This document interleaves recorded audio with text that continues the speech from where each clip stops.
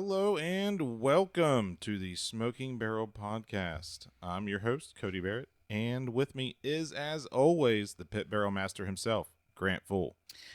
Good morning, good evening, however, wherever you may be listening.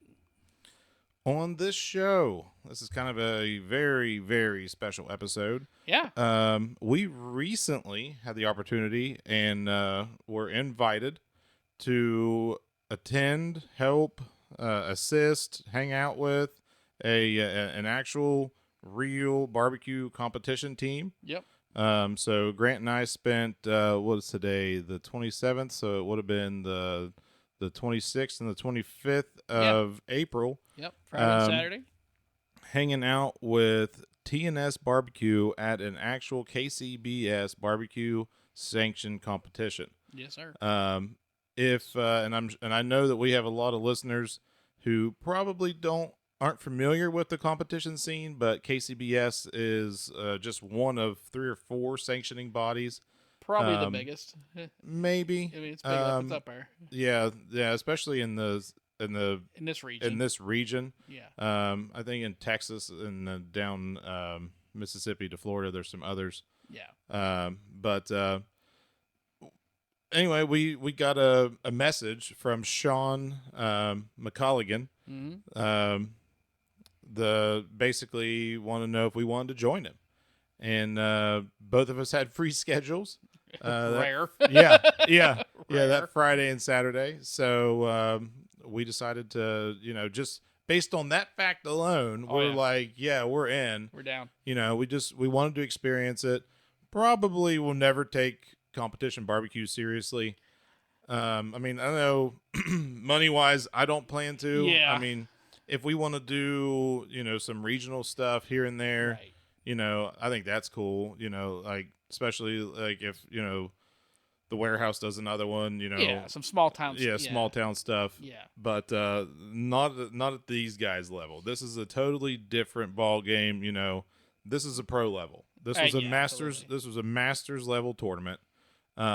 So these guys don't mess around. The judges don't mess around. No. Everything has to be perfect. After the competition, well, actually, so Friday night, we actually also had another opportunity come our way. Yeah. We got to attend a master's class, excuse me, in brisket. Competition Brisket. Big difference. Put on by a multi-time grand champion, Legend. Harry Soo. Yeah. If you don't know that name, just Google it. Slap Your Daddy BBQ. Slap Your Daddy BBQ. The inaugural winner of season 1 of TLC's Barbecue Pitmasters. Beat multiple world champion pitmasters to win that. I mean, and that was like in his first year of barbecue. Yeah, his list of accomplishments, it's too long to list. Well, it's basically it's the big events. Name it, he's been grand champion. Yeah. So mega opportunity. They said, do you guys want to attend this master class? And Absolutely. we're like, yeah, we're there. We're definitely down. Yeah. And then once we got there, they said, hey, you guys are podcasters. Do you want to interview Harry? Yes, we do.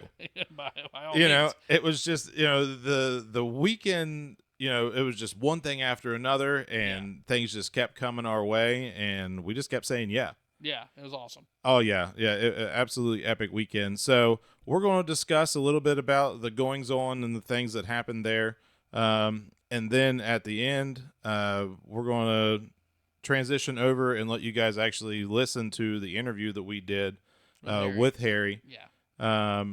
Just such an opportunity. So let's get into it. So anyway, we show up Friday, and Sean's basically got everything already set up, ready to go. All we did was just go hang out, and then we, sat down, attended the team meeting. Yeah. Listened to them go over, all the technical information and all that stuff. The representatives from the KCBS, introduced themselves to the teams and went through, what was going to be going on. And then from there, we basically went straight into the master class. Yep. With Harry, and it was what about 2 hour class? It was like 2.5 hours, and it was like drinking water from a fire hose full of information. But it went really. It didn't feel like it went that long. No, I didn't. Until we talked about it the next day, I didn't realize it was that long. Yeah, you didn't feel that way at all. He's very engaging. I think in this interview, I think you're going to find what really comes across about Harry. He's a real genuine guy. He has a real love, and really a strong philosophy of love behind food and in people, and tying that together. Yep. And just a genuine guy to talk to. He's an open book. He doesn't really appear to hide anything. No. Wonderful storyteller. Yeah. I mean, terrific storyteller. He had some stories that we didn't get to on the podcast. Some I'm not sure he wants to generally air. Yeah. Yeah. But just blow you away. And he did let us talk about one that is well known, I guess, amongst the barbecue community. And you'll hear me ask him about that in the interview. Yeah. But it's kind of been the way I understand it is it's been a running gag for several years. Yeah. And then honestly, I would encourage you to stay to the end, or even if you fast forward to the end if you have to. If you're thinking of going out and buying a cooker, or if you're really getting in and you're kind of intimidated by it, or you're wondering what to get, that sort of thing, Harry has some awesome advice for really everybody. Yeah. And I'd encourage you to listen to the end of that interview to catch that. That's kind of where we finish up with him. We ask what advice would you give to people getting into the hobby, and Harry just nails it. And so just to add to that, on the surface, charcoal has always been intimidating to me. But listening to him talk, watching, talking with these competition teams, and just through all the instruction, like it gets you fired up. Oh yeah. And you realize it's as long as you're paying attention. Yep. It's really not that hard. It's not. And so that's something that after talking with him and going through this weekend, it kind of gives me a little more confidence to go out and buy something charcoal related. If based off of no other fact, then it's phenomenal flavor. Oh yeah. I mean, it's not offset flavor, but for the backyard guy, it's awesome flavor for something that's a lot easier to use than a stick burner. But the thing we learned this weekend is offsets are not winning now in the competition. Yeah, in the competition world. So no, charcoal is king right now. Yeah. So it's neat. I'm still excited over just even thinking about our conversations with Harry. And I think he shares a good bit in this interview. And a lot about barbecue, but a lot of some philosophy behind it, some good stories. Yeah. Some good advice. I think you're gonna love it. So let's talk about Sean. Very, very soon, we plan on having a full episode with Sean. We plan on having him here in studio. Two-parter. Oh, yeah. I fully believe that'll probably be one of our first two-part interviews. Yeah. But I totally plan on getting Sean in here on the couch beside of Grant and, having a conversation with him about barbecue and his competition journey. But what a whirlwind weekend he had. Oh yeah. And we were along for the ride the whole way. Yeah. From I got there at 6 that morning. You come in around 9, and it was a little before 9, I think. On Saturday? Yeah. Oh heck, dude, I was there like 7:30. Were you? Yeah. I feel like I was there longer than that before you got there, but I was definitely. But so. Foggy, rainy, high humidity morning. It's not the ideal cooking environment. No. Especially for competition teams, and there was a little bit of wind on top of that. Yeah. And and if you know anything about barbecue, wind can be an adversary. Oh yeah. So I've got some videos that I'm going to post on our Facebook page. If you want to see pictures, there's a bunch of pictures that we've posted in the last 2 days. Yep. Excuse me. Bunch of pictures of Harry, bunch of pictures of us with Sean. But we actually mic'd up and recorded the process of Sean plating everything. Mm-hmm. So he had 4 meats. A KCBS Masters event is a 4-meat event. So he had chicken, he had ribs, he had pork, and he had brisket. And so we turned the camera on, and I worked the camera, and Grant basically took care of narrating what was going on, and keeping the conversation going between him and Sean. I hope to have that video up very soon. Hopefully before you see this video with Harry. I hope to have it done, and then as soon as I get the Harry interview posted, I'll probably post it a couple of days after the fact. Cool. Yeah, they and that's something I guess we'll probably get into with Sean, but you start turning in. I think it was noon. Yep. For chicken. Yeah, started 12:30 was ribs. 1:00 was pork, and then 1:30 is your brisket. And so you only have 30 minutes in between. It sounds like a lot, but man, the attention to detail. It was like that just bang, bang, bang. Yeah, when it comes to plating this stuff, I mean, is unreal. Yeah. So I mean, as soon as you're done turning in the first, you're pulling the second one, getting it ready. I mean, it's something. Well, and you've got, for those that just aren't familiar with barbecue competitions, you actually have a 10-minute window. So you have 5 minutes before the time and 5 minutes after. So Sean, with his first box, made sure to be 5 minutes early. Right. And I think that really put him at a good advantage. From then on, every 30 minutes that he was turning in, he always had a little bit of time to spare. So, and that's, if anything, if you need an extra 5 minutes to do anything, if you drop a piece and you need to switch out and you grab a different piece, you're not going to have that time without having that extra 5 minutes. Yeah. And I'll tell you, because it was noon to 2 basically were your turn-ins. Noon to 1:30. Was it noon to 1:30? But it was fast. Oh yeah. I mean, it was every 30 minutes, but that felt like, and you can see in the video, it feels like it's every 5. Oh yeah. Like he went, dropped it off, came back, and immediately started on the next thing. And well, I mean, it was crazy. Yeah, well, I think we were. He turned in. I was cleaning up the pork stuff, getting it out of the way and prepping that to where we could actually serve the brisket. I mean, because it was. Yeah. Yeah, I mean, it was. It kept you hopping. It was running fast. Yeah. And I'll tell you, I was super excited for him. It at the end of the weekend, or at the end of the day, he ended up bringing home 5 trophies. Yeah. That's the maximum amount of trophies you can win at one of these events. Right. And, so he placed, and they placed top 5. He placed in the top 5 in all 4 categories. Yep. And ended up coming in reserve grand champion. Which is also second place overall. Yeah, second place overall. Yeah. And by my calculations, it was only by like 3 or 4 points. Yeah, it was close. The difference. I mean, between him and Ryan, it was very, very close. And it's funny. Sean said something to us during the plating process of everything. He said, when you're super comfortable with it, the judges, when you're really happy with it, the judges won't like it.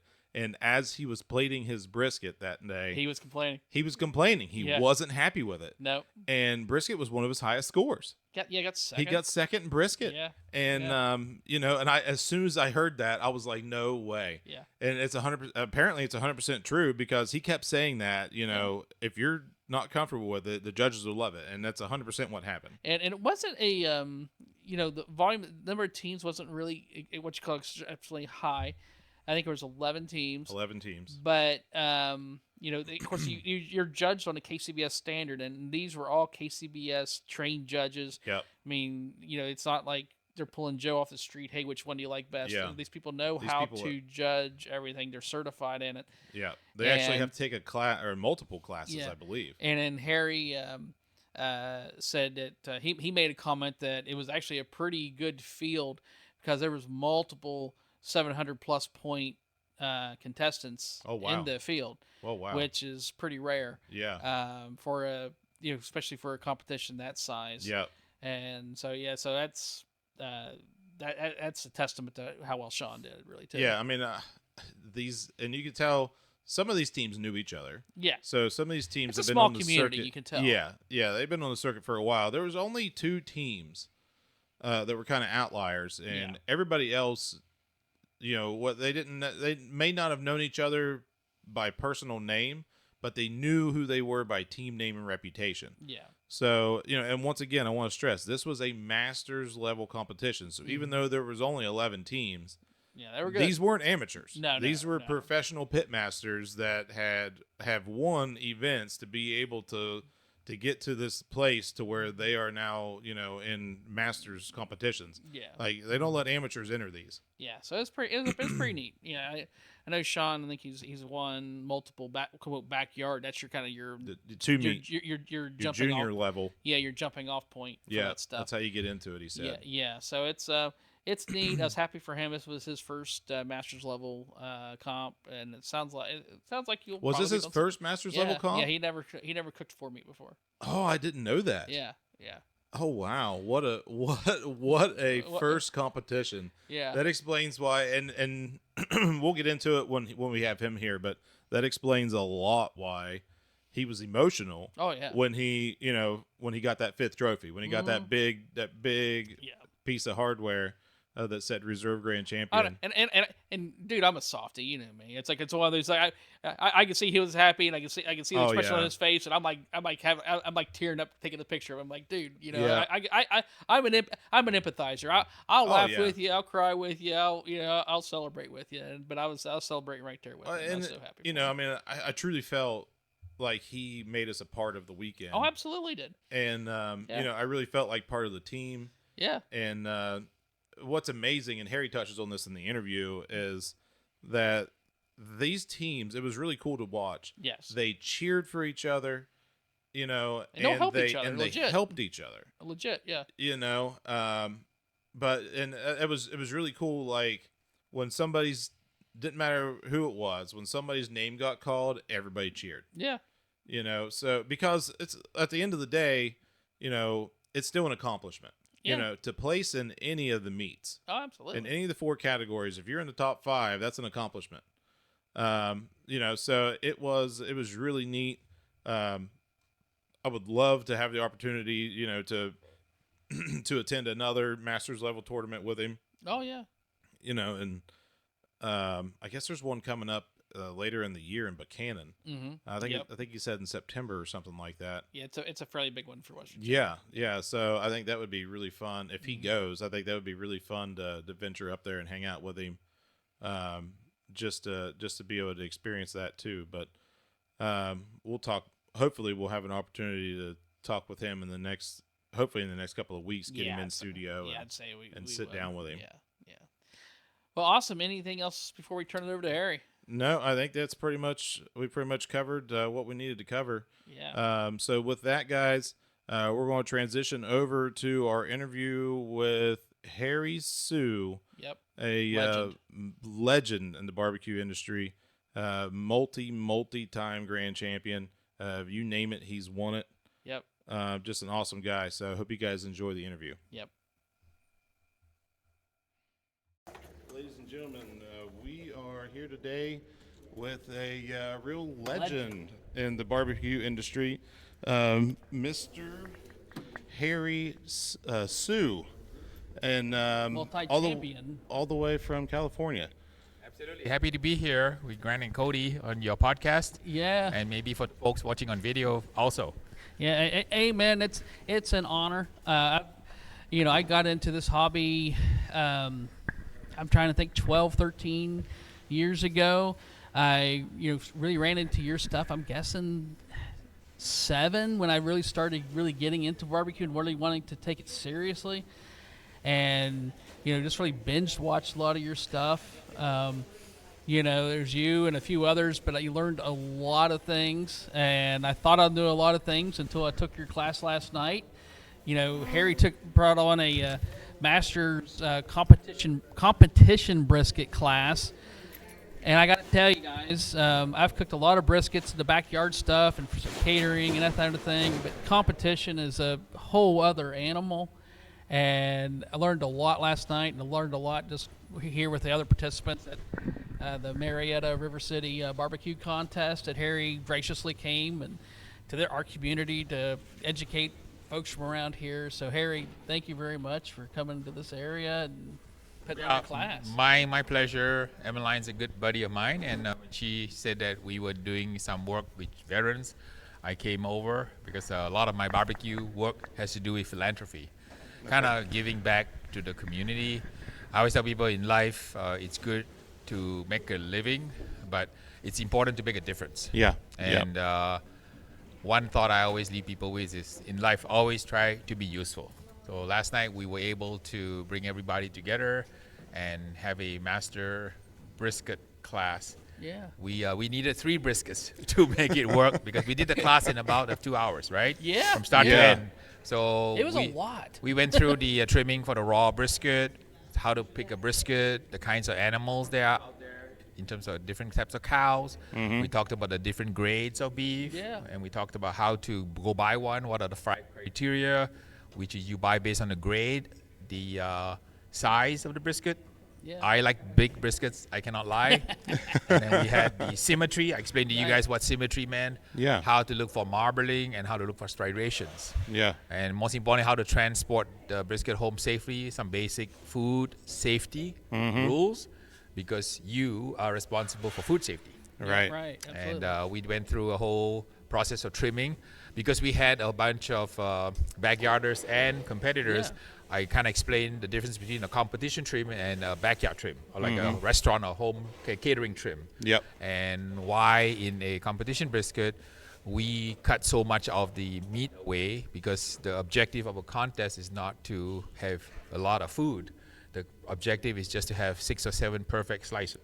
Well, I got to tell you, that competition trim, and I understand it, I get it, and it was obvious as the day progressed, why it was important.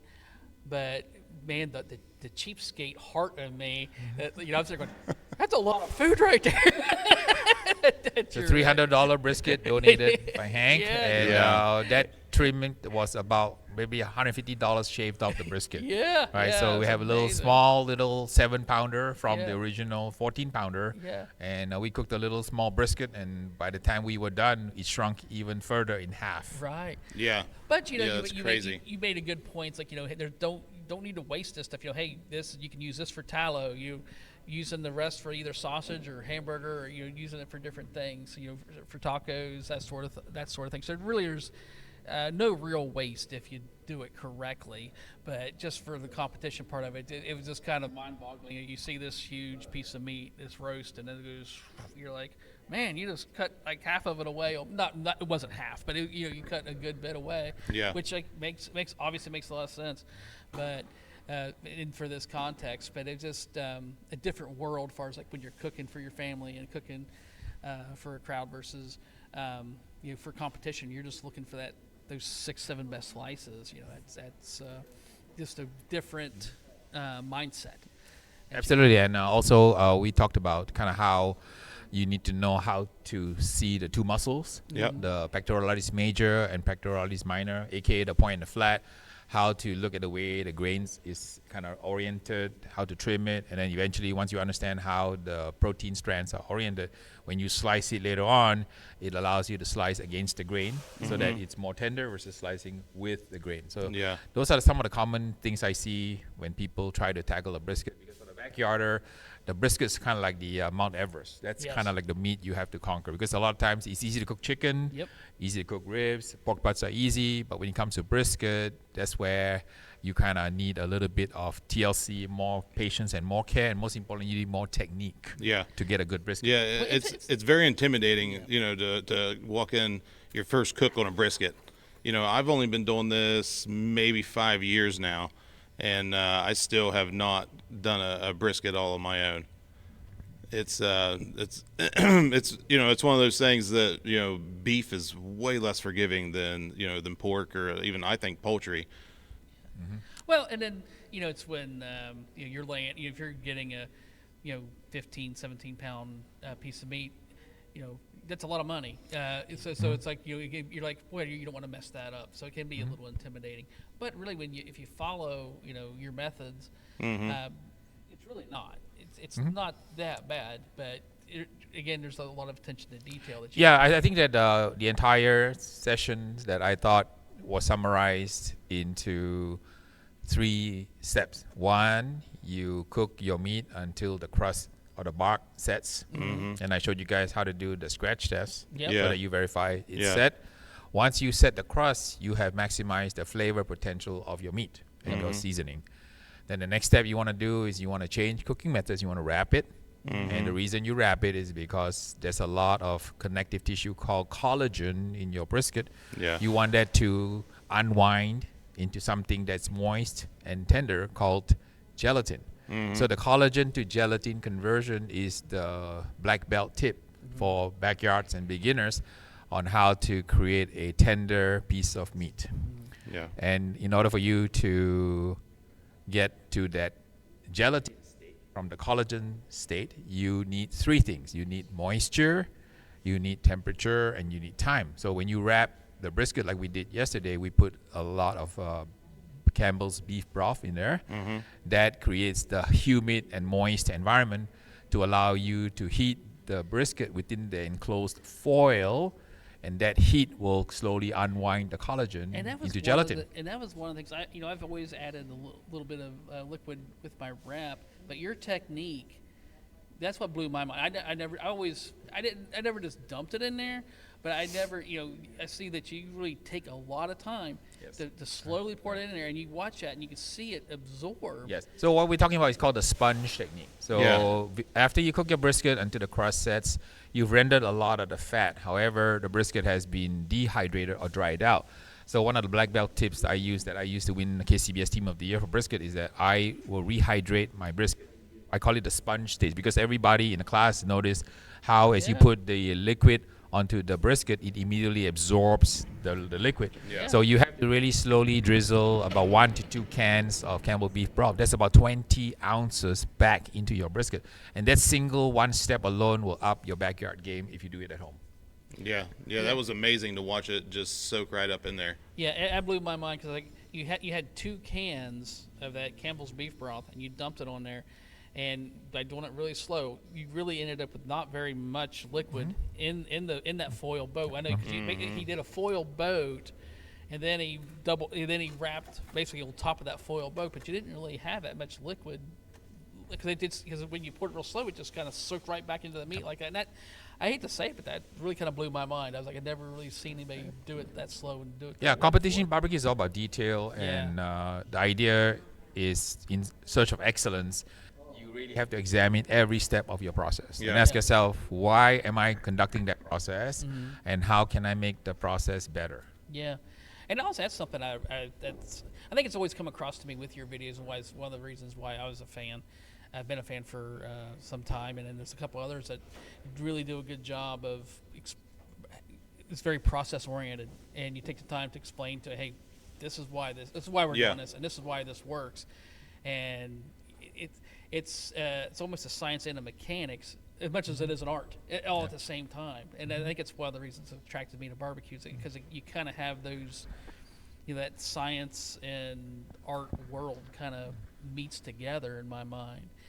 And then honestly, the other thing it came across to me yesterday, I never really appreciated before, is you seem like you have this philosophy, really a strong love for people and for food that really comes across in your class and even in your food when you're doing it. So that's really neat to me. Yeah, I think it's important to realize that in barbecue, right, the purpose of barbecue is not to just go to a contest and win a big trophy and get a bunch of checks. I think the purpose of barbecue is really community. Yeah. And I've been doing this for 17 years now, and all my friends on the competition circuit are like family. Yeah. So we are kind of like gypsies. We may live in different parts of the country, but when we get together on the weekend, it's like we know each other's story because we meet every weekend better than we know sometimes our friends and family. Yeah. And that's that camaraderie, that's that gypsy kind of mentality that makes this sport so rewarding and fulfilling.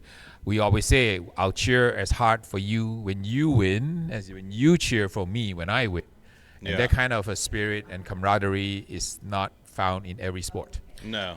Yeah, and that's... And I call it a sport. Yeah. Yes. Yeah. Well, I'll it give is you a that. sport. Yeah. I mean, we took part in a kind of an amateur contest like a little bit, a year and a half ago, and it was kind of a small, very small scale, nothing to this degree. So this is the first time we really took part in a KCBS contest, and we just helped out a team. T&S BBQ, great T&S job. BBQ. Thank you. Reserve grand champion. Yeah, they did a great job. Thank you, Sean, for inviting us. But, it was neat to watch as people were getting called. The other teams really legitimately, I think, cheer for their neighbors. Hey, I didn't win.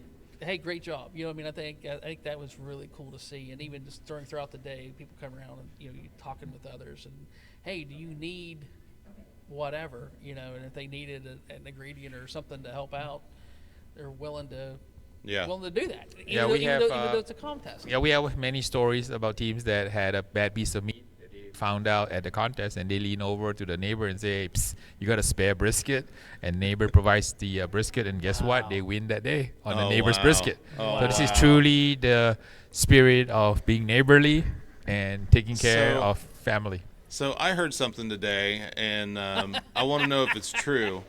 So is it true that that you used once a secret ingredient on your brisket and won the competition? Oh yeah, I have used many secret ingredients on my brisket. Some I can mention, and some I dare not mention. This one in particular, I believe, goes by the name of Simple Green. Oh yeah, you heard my Simple Green story. So folks out there, don't do what I did when you are cooking a barbecue contest. Wait, who told you that again? Was he here? Was it you heard it here? Yeah, Sean, our host. Our host told us. Yeah, Sean. Yeah. So. Very short, you know how you have to wake up in the middle of the night to spray water on your brisket? Yeah. And I was very tired, and it was like 3 a.m. I was spraying my brisket, and I thought that bottle I was using for water, but it was actually Simple Green. Oh my God. So I thought, oh my God, I sprayed my brisket with Simple Green, but then I read the label. It says it's a non-toxic, can be consumed. Yeah. And I of course, turned in the brisket, and I won that day. So. Oh my God. So that's my little kind of walk of shame story. Yeah. Walk of shame story. But nobody was hurt. No animals were injured. So it's all good. That's right. Yeah. Come away with a check and a great story. I mean, oh my God. Yeah, so now I was contemplating should I try that again? Yeah. That was my secret sauce, right? So maybe add a little bit of that in my brub or my sauce. Yeah. So, yeah. So that's something else that I didn't realize. So how popular is it? And I didn't know that people did this until I watched one of your videos. But how popular is it that people sauce their brisket with actual barbecue sauce in competition? As I had told you yesterday in the class, everything in barbecue is a 3-hour argument and Jerry Springer fist fight. Yeah. And God bless Jerry Springer who passed away. But the idea that we have is that in order for you to win a barbecue contest, you have to create ordinary barbecue. Yeah. So how do you create ordinary barbecue? Is you have to give your entry a slight twist. So, for example, I showed you in the class yesterday, what I did was I sauced the outside of the brisket before I sliced. Yeah. So you really are not going to taste the sauce, but when you eat the brisket, there's going to be a hint of complexity. Yeah. The hint of complexity comes from the tiny, tiny sliver of sauce right on the top surface. The cut face of the brisket doesn't have any sauce. Right. And I showed you guys yesterday, which you can do as a black belt, as a backyard person, is how we applied some seasoning, final dusting behind the slice of the brisket, so the judges don't see it. And also at the same time, I also mentioned it's a good time to put a nice grind of freshly ground black pepper on the back side of the brisket slice. So when you plate it, the front side looks pristine, and the back side has a little bit of rub and a little bit of freshly ground black pepper. So when the judges bite it, they're gonna get the flavor of the sauce on the edge. They're gonna get the oil on the front, and they're gonna get the salt on the back together with the black pepper. So this is what separates maybe a backyard entry from a professional entry. Is that the professional entry is designed and architected to be a one-bite wonder. It's going to explode like a symphony of flavors in a judge's mouth. Because the objective of the contest is to have the judges write down 3 numbers, 9, 9, 9. Perfect score. That's how you get to that level of excellence. Yeah. Well, the attention to detail in this competition stuff is what really blew my mind. Even like you spent a good bit of time even in the class yesterday. It's like plating, and how to present it, and what you just described, how you go, you putting the flavor on the dusting on the back of it so that you don't see it on the front when you look it up, and it's just that level of attention is amazing. Yeah, and all these tips and tricks I put on my videos. I have 1,000 videos online. So for those listening to this podcast or watching this session, you can go online and learn all these things. I give it away for free. Because I always tell people, right, in life, you really have to understand that you go through 3 phases. Phase 1 is when you're age 20 to 40. You just finished school. You're out working. So your objective in phase 1 is to learn from as many masters as you can.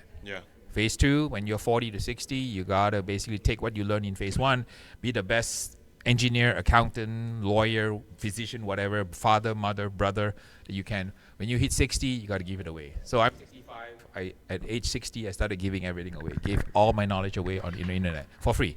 So you can go on to my channel, slapyourdaddybbq.com, or Google me, Harry Soo. Go watch all the videos. I have 36 playlists. So if you want to kind of master brisket, I have like 50, 80 videos on brisket, covering the backyard brisket, how to cook a brisket in an oven, how to cook the brisket in a crock pot, how to cook a competition full-on first place USA brisket. So I put all that out for you to see because I want you to have basically a great barbecue journey and use that knowledge to go spread love in the world, because the world needs more kindness, more respect, more to be inclusive. Don't be exclusive, right? Yeah, well, and I said that a lot of the things I've learned today is I learned in watching a lot of your videos. So there is a wealth of stuff out there, and I do encourage people to go and look at Harry's stuff. That's great. Harry, can you tell? I think you broke in a little bit. I think yesterday, I seen one other video. You touched base on. How did you break in? How did you become? How did you get into barbecue? I'm an accidental pit master. I'm not a qualified cook. I don't have any credential. I don't have any degree in cooking. What happened was I got into barbecue by accident after the movie called The Bucket List with Morgan Freeman and Jack Nicholson. My coworkers saw the movie, and then they decided to challenge each other to stretch goals. So let's say, Grant, you always say wanted to water ski, right? And you said, okay, I'll write you a stretch goal. Grant, can you go take a water skiing class? Right, Cody, let's say I heard you always want to learn ballroom dancing. I don't know. So I said, go take a ballroom dancing class, right? So for me, they said that I used to bring barbecue in for the potlucks at work. They say, why don't you go enter a barbecue contest? So I said, yeah, fine. I'll just, for kicks and giggles and a bucket list, do one contest. I brought the application form to work, and they looked at it, and they said, what do you call your team name? I said, well, I called it The Bucket List after the movie. And I'm never going to use it again. It's just a one-time throwaway name. So my coworkers from the South, so she said, let's have fun with you. Let's find a stupid, funny name for you. And they said, in the South, when you like to eat something, you want to slap somebody. So they said, since I'm a daddy, what did you call slap your daddy? So I said, that is the stupidest name on earth, but to humor you, which I'm never going to do again because it's a one-time thing. I said, I crossed off the bucket list and I wrote down slap your daddy on that piece of paper. So I went to my very first contest in Palm Springs, California, and lo and behold, it was a Cinderella story. I won the contest, just like that. That's awesome. Total dumb luck. I had no idea what I was doing. I packed my entire kitchen in my little minivan and drove my minivan out there. Didn't even know what to do. I was asking the teams, what do I do now? What do I do now? What do I do now?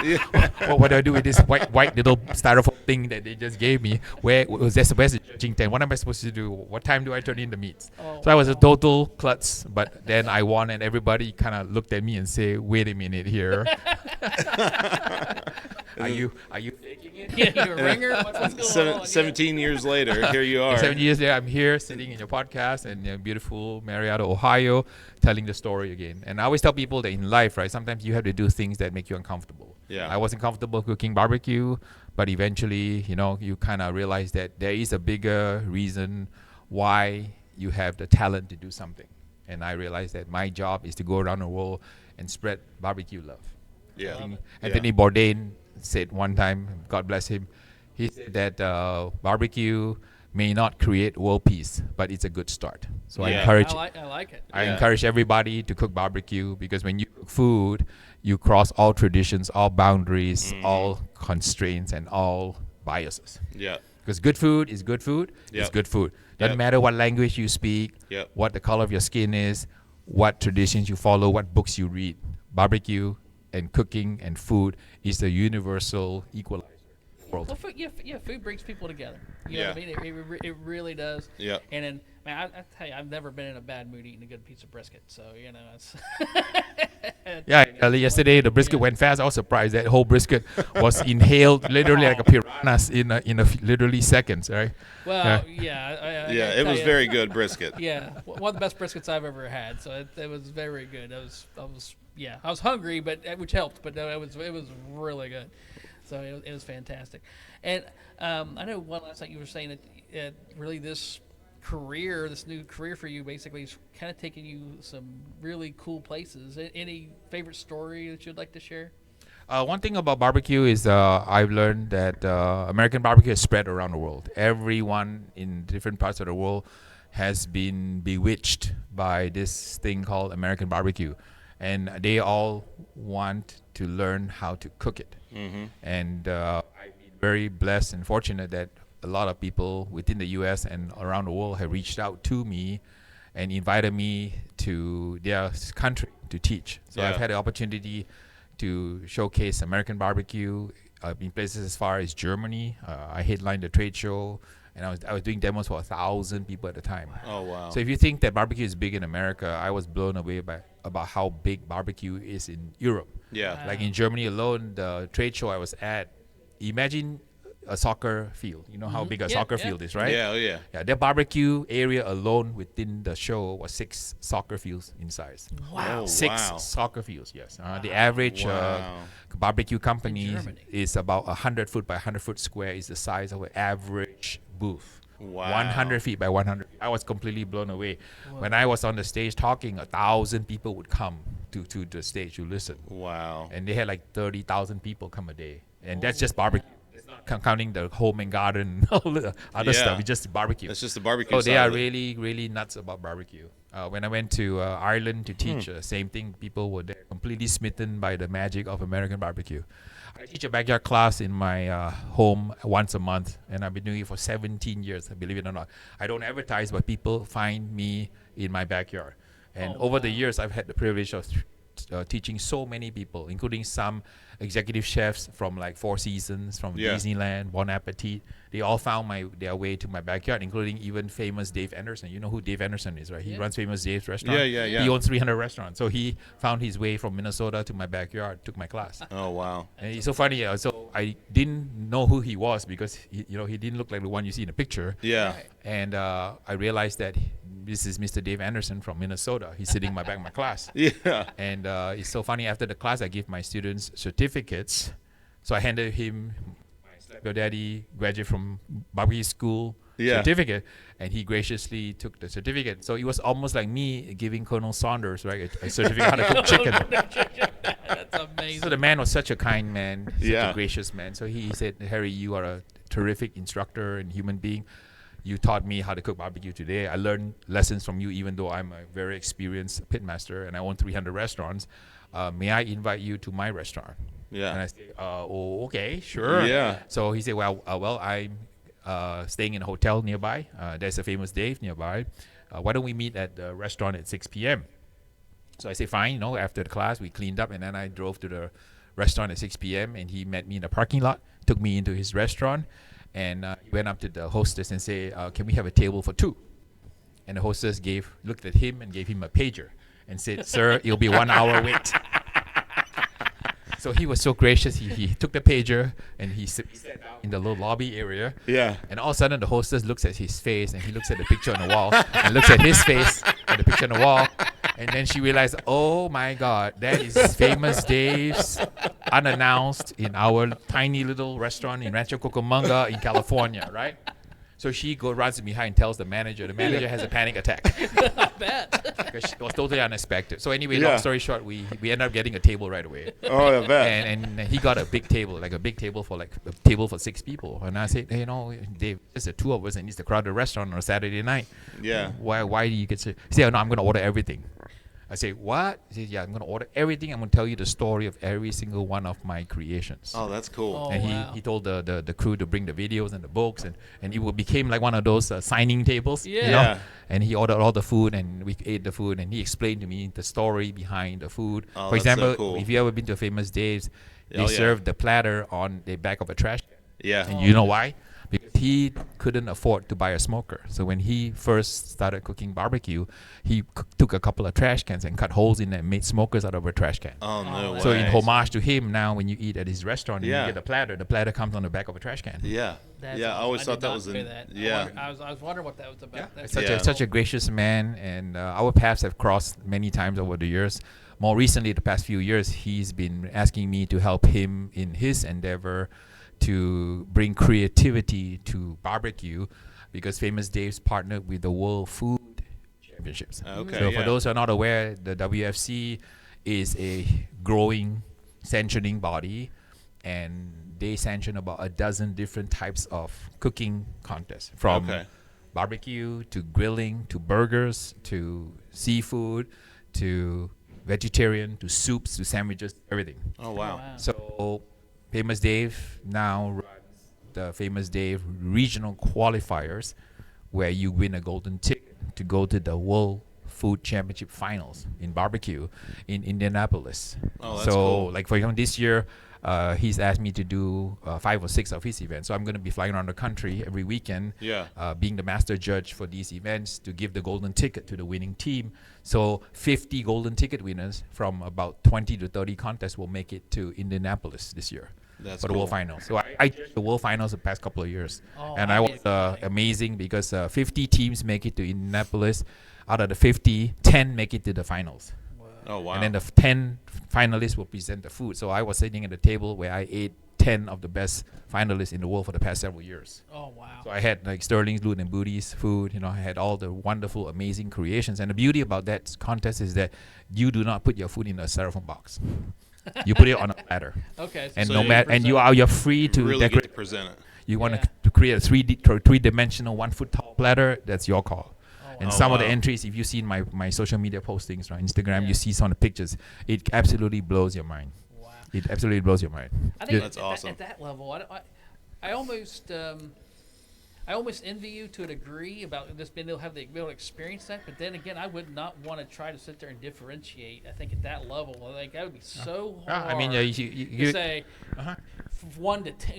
Yeah. That quality, the difference between 1 and 10 couldn't be that much. I'll give you an example. One of the years I judged Sterling, my buddy Sterling from Arizona, Blue and Booty. Yeah. He turned in a platter which had 4 items on it. He had a beautiful brisket cube on a skewer, like a kebab. Mm-hmm. Then he had brisket made into egg rolls. He had Oh. brisket made into a little dumpling. Oh. Just it's amazing thing. And then another year, I think the team from Texas, they brought in a full-blown Mexican barbecue platter. I had the pozole soup. Oh, wow. I had the brisket in the empanada. I had brisket in the tamale and brisket, on a skewer. Oh, It was wow. absolutely like mind-boggling, the beauty of it. And I Yeah. felt so bad because you have 10 beautiful entries, and each entry may have 3 or 4 different wonderful creations. So it's hard to eat a lot of that. Yeah. Yeah. Yeah. So you Yeah. feel bad that you take one tiny bite and you have to put it down because you have 9 other entries to eat. Wow. Yeah. That's just the final table. In the preliminary rounds, you had to eat through your way through 50 teams. Oh my goodness gracious! So talking about like being a judge, Yeah. people think it's easy. It's not that easy. Yeah. And then in the world finals, unfortunately, you also on camera, so you have to eat and talk on camera. So, Oh, so it's wow. kind of hard to try to keep your head straight because you're Yeah. trying to eat. You're trying not to, slobber all over your Yeah. face. And then Uh-huh. meanwhile, the camera's running. You're trying to talk. Right. Oh, wow. So what I learned is that being a judge is hard, but being a judge on camera is even harder. Oh, I bet it is. Yeah. So which do you enjoy more? Maybe you enjoy both of them equally, being a judge or cooking in the competitions. I really love cooking. I'm a competitor in my heart and soul. And what I find now is I'm more like the Russian gymnast coach. I prefer to mentor teams. So for example, like in a couple of weeks, I'll be headed up to Memphis in May. Yeah. Cooking on my friend the Willingham's team. Yeah. Trying to help them win the World Championship. Last year, I will work with them on the Turkey entry, and they won the World Championship in Turkey. Oh, wow. So this year, I'll be working with them. I'm doing the seafood entry. So for those who are not aware, the Memphis in May is known as the Super Bowl of Swine. Mm-hmm. It's the world's most prestigious barbecue pork contest. Yes. And we cook whole shoulder, we cook ribs, and we cook whole hog. And this is the throwdown for the best of the best. The best in the world are all going to be there. So it's a privilege to actually be even there. Yeah. To, experience the energy, the creativity, and the passion that goes into cooking whole hog. Yeah. So this year I'm going to do the seafood entry. So I'm going to still racking my brains as to what to do. Oh, wow. Yeah. And then in terms of giving back to the world, I'm heading back to Weber in Chicago. So Weber hired me because I'm one of the master instructors. So we're going to be doing a class in Weber. So for those of you listening to this podcast in time, sign up, come by in June for the Weber Masterclass. It's going to be a super, super amazing class. It starts on Friday. It goes through Saturday. And you're going to be exposed to maybe about 6 or 7 instructors, the best of the best from the country, including Tuffy, my buddy Professor Tuffy, and also you're gonna get the guy from Texas, my buddy Bill Dumas. He's my brother from a different mother. He's a sausage sensei of America. If you want to learn how to make sausage, he's gonna be teaching how to make sausage in the class. So there's so many beautiful and wonderful and informative seminars and events and demos across America. So I urge everybody, don't sit on your butt, just get off, pun intended, get off your ass and go out and experience all these wonderful classes, trade shows, demos, and contests. I was going to say, just what I learned from you last night. I think the videos are very helpful, and you can get a lot. But there's something about being in that live environment and being a little bit more hands-on, and it being a live thing. I think what was it, 2.5 hours, but it didn't feel like 2.5 hours. It really went really quick, and I think honestly, I think I came away with more takeaways and retained more information. I feel from having that live, more hands-on experience. So was it really 2.5 hours? It was at least 2 hours. I know it was. Time flies because wow. when you are there doing it with me, like I mentioned in class, right? You can watch me inject the brisket and we watch it swell, but when you inject it yourself and you feel the brisket swell underneath your fingertips, it's a different experience. Yeah. There's many ways to learn. You can learn by watching, you can learn by writing, you can learn by listening, but the best way to learn is by doing. Yes. So like for example, my class in Los Angeles, in my backyard that I teach once a month every Saturday, my students do everything. Yeah. So we do about 25 items in 6 hours. Wow. So it's a really like drinking from a fire hose kind of class. Yeah. And then you eat so much that basically by about 2 o'clock you get food coma in mid-sweats. That's how I know the class is successful. Yes. And my students say, "May I have a hammock or something? Yes. I need a cot." Yes. then I know that I've done a good class. That's great. And I don't want to take up too much more of your time. I guess I'd really like just so we have a lot of folks that honestly are just really starting to delve into the barbecue world, or maybe attempting to buy their first cooker, or they just bought their first cooker. Okay, now what do I do? Any advice would you have for like the brand new people who's just really trying to break into barbecue? Where would you start? Any tips that you would have for folks like that? So that's one of the toughest questions, because like your kid asking you, "Dad, what car should I buy?" Yeah. Do I buy a convertible or do I buy a minivan? Or buy a sedan? My recommendation for most folks is if you're starting out, go on Craigslist and find yourself a used Weber kettle. Okay. That's how you start. That's use Weber solid. kettle and just learn how to light some charcoal on one side and put your meat on the other side. Yeah. And practice direct and indirect cooking on a Weber kettle that you bought for $40 off Craigslist. Yeah. And then once you finish that, then you can graduate to something a little bit bigger.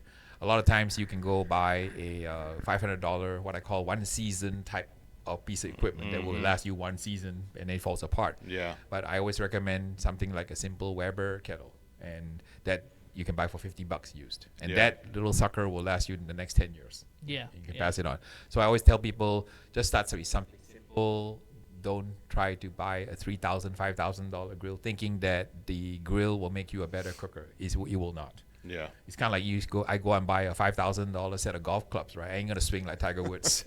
And remember, right, when you can watch 1,000 Tiger Woods videos, you're not going to play like Tiger Woods. Right. You got to go swing the club yourself. Yeah. And barbecue's the same. I can teach you everything I know, but you still have to go out and swing the club yourself. Yeah. Well, it's like that brisket we had last night for that class. He cooked. Yeah, he cooked that on a Weber Smoky Mountain. Yeah, it was all cooked on a Weber Smoky Mountain 22, courtesy of my host Emmeline. She brought her 22. I've won in excess of probably $300,000 on one Weber Smoky Mountain 18 that I bought for $300 17 years ago. Yeah. So I've proven that it's always about the pit master. It's never about the pit. Yeah. I wish more people would realize that don't get this disease, which I call gas. A lot of pit masters have it's called gas. Gas is the acronym that stands for gear acquisition syndrome. Yeah. They can't cook because they have the wrong cooker. Yeah. It's got a wrong feel. It's got a wrong color. The smokestack is in the wrong direction. It doesn't have a rotisserie. It has a rotisserie. It has 2 levels. It has 1 level. It doesn't have gravity fed. Whatever it is, everybody makes excuses because they don't really cook. They watch videos. Mm-hmm. So my students are all trained by me that after you take my class, you must cook 3 hours for every 1 hour of YouTube surfing you do. Yeah. Because there is so much information out there, but not a lot of truth. Yeah. Yep. And I've been told for people who watch my videos, who send me comments, like they say, Harry, you're a fake pit master. Just because you wear a cowboy hat and you feed your brisket to your dog doesn't mean that you can cook. Yeah. And by the way, I saw a picture of your brisket. It looks like the anus of my dog before he poops. Oh, jeez. Oh my gosh. So guess what I did? I took that post and I posted it on my social media to let the world see that these are the people that I work with every day. So I just told the guy, just go to my awards page and see the hundreds of awards I won. So how many awards have you won? Yeah. So sometimes I hate to be snippy, but the world is full of trolls. Oh yeah. Oh yeah. Doesn't matter what you're doing. Well, that brisket I had last night, I tell you what, the man can cook. I mean, I know, you don't take my word for it. I mean, he's got the hardware to prove it. And oh my gosh, if nothing else, that brisket was phenomenal. Yeah, so I always encourage people to use barbecue as a means to spread more kindness and love in the world. Everybody knows that I used to work in the computer industry. I retired and I do barbecue full time. But a lot of my barbecue work is directed towards philanthropy. So it's important to recognize, for example, to take care of veterans. So I support Operation Homefront, which is a charity that supports the veterans, active personnel, and most importantly, the families. Yeah. I'm also part of OBR. If you don't know what OBR is OBR stands for Operation Barbecue Relief. And whenever this is a disaster in America, folks like me will go on our own dime and effort, go out and cook for first responders. Yeah, that's I've awesome. done events in Florida where I showed up in the humidity of Florida after the hurricane, and the squad leader told me, Harry, go cook the pork. I said, yes, sir. I walk up to the pork, and dang it, it's 1 pallet of pork butt. Oh, wow. So you have to organize like 50 people in an assembly line to load these old hickory pits. 7 of them with pork butts, and then you're gonna have to shred the pork butts, create 25,000 meals, and then the Osprey lands in a parking lot, and you push the food onto the Osprey, and they fly out to the front line for the first responders.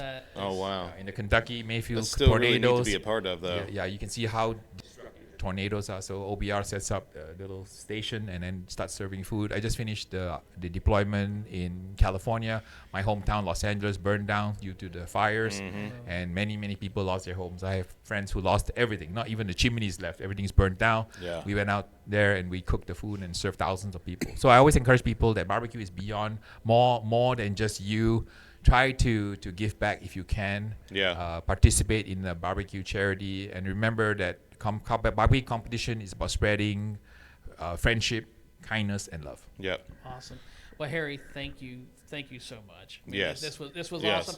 And honestly, the time you spent with the competitors and with us, and then being willing to sit down and talk to us on our little show, I am more than grateful, and learned a lot. And I was already a fan, and I'm even a bigger fan. So thank you very much. Really appreciate you taking the time. It's my pleasure, Cody and Grant.